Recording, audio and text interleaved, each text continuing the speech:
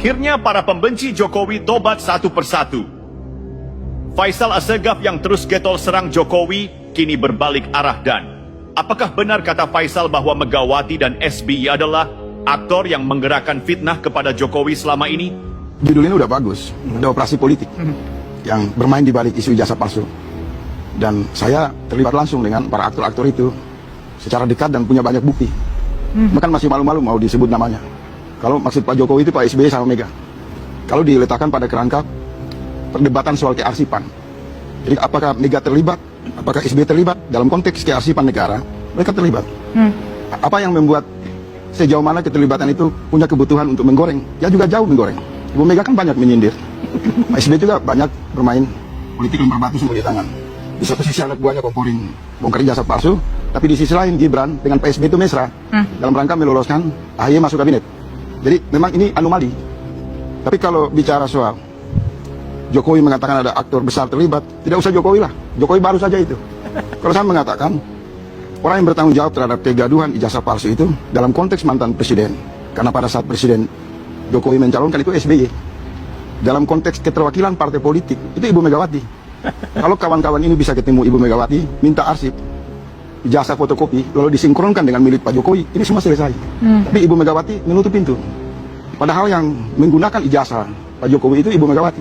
Kenapa dia menutup pintu? Karena dia ingin menggoreng satu dendam politik berkelanjutan yang sama dengan kasus Senturi. Dulu kasus Senturi begitu juga kan.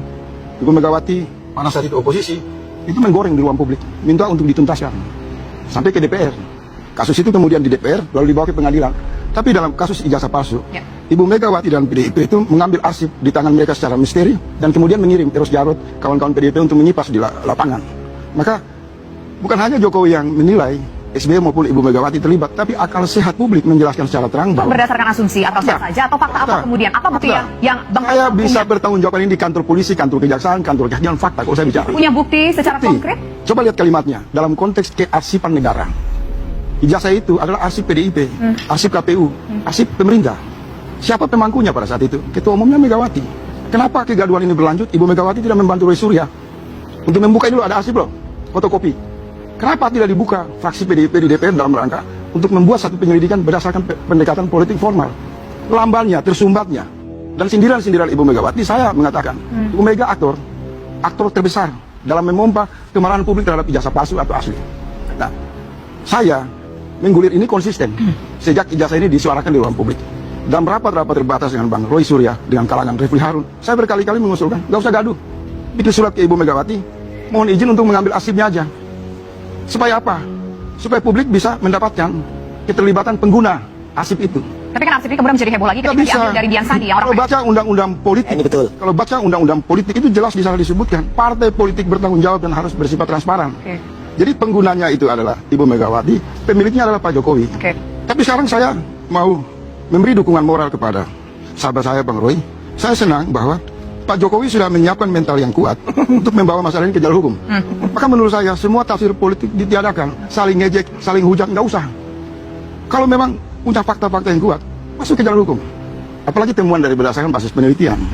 Tetapi saya mau mengatakan, Ibu Megawati juga harus diminta pertanggungjawabannya kalau sidang itu dibuat. Karena dia menyaksikan sejak wali kota, 1 kali gubernur, dan 2 kali calon presiden. Sindiran Pak Jokowi ini memajukan satu cara berpikir kita bahwa dia bukan orang yang tunggal dalam masalah ini. Ini satu kolektif. Kalau dia bersifat ijazah palsu, maka ini kejahatan kolektif. SBY bisa dipanggil di pengadilan. Pada saat itu presiden adalah SBY. Ibu Megawati yang membawa ijazah itu mendaftar Pak Jokowi akan juga dipanggil pengadilan. Jadi menurut saya keterlibatan aktor-aktor ini baik secara politik formal maupun nanti di jalur hukum itu tidak bisa terhindari. Mereka menggelar satu prasangka politik yang diamanatkan, yang dititipkan oleh amarah publik terhadap 10 tahun problem bernegara. Orang terbakar marah. SBY tahu itu, Ibu Mega tahu itu. Kalau mereka negarawan konsisten mau menegakkan Pancasila, masuk ke sila 4, kumpulin anak-anak bangsa. Ini loh arsip PDIP, Pak Roy.